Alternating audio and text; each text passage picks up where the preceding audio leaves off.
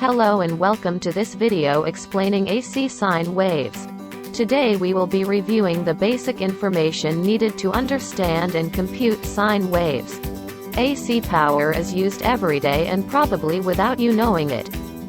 Home electricity, power lines and even your TV use AC power. This is why it is important to know how it works, but how is it generated?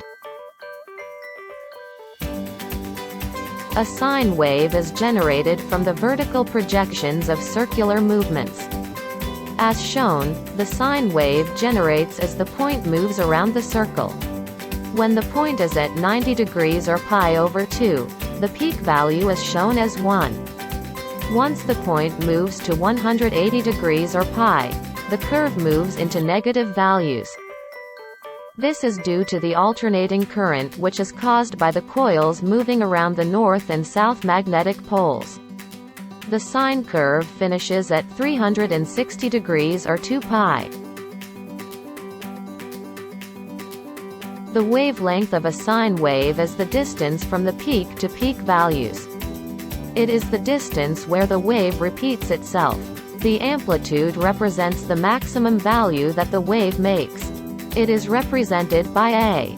The period of the curve is the value it takes for the curve to make one full cycle before repeating. It can also convey the frequency by taking the inverse of the period value. The peak-to-peak voltage adds the amplitude for positive and negative to find the overall vertical distance traveled by the sine wave. A sine wave is calculated using this equation. The voltage is a function of time and is the outcome. The amplitude, represented by A, the wave.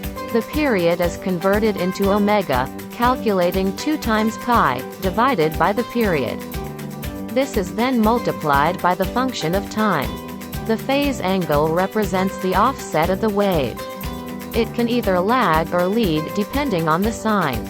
The leading sine wave has a positive sign, while the lagging wave has a negative sign. Thank you for watching. This is all the basic information you need to know to start calculating AC sine waves.